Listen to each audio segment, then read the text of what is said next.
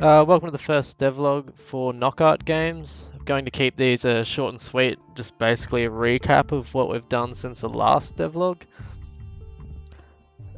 You can see here where the game started last week, and here where the game ended up.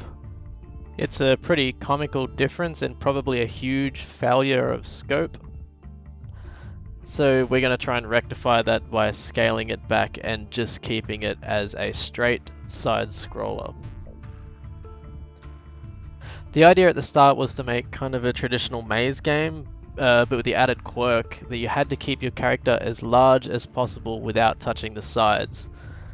It's still largely that now, but the character is a ship instead of a ball. You use the panels on the side of the ship to expand and to contract, and that gives it the same mechanic as the ball expanding and contracting. I did a couple of concepts this week. That's what you can see on the screen at the moment. I start in Blender to get a basic block out of what I want and to understand the shapes and try and make something interesting in there.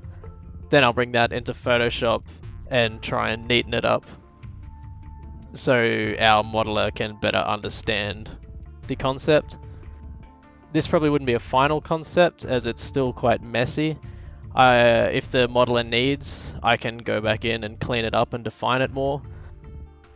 I like keeping it loose so that the modeler can have more creative input on what he would like and what works better in 3D. I spent way too much time trying to get the movement down yesterday. I was really beating my head against the wall with the Unity physics engine. It would not stop being jittery and crazy for a long time. But I think I'm pretty happy with where it is at now. And the next step, I think, will be getting a basic UI in, which is always fun. David, our modeler, has been tackling the Shuriken particle engine inside Unity and Shader Forge, trying to get all those sort of special effects down to make the game polished and look really cool.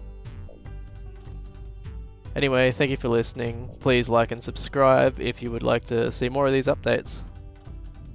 I'm obviously quite new to editing and YouTube in general, so these videos should increase in quality as I figure out what the hell I'm doing. Thank you.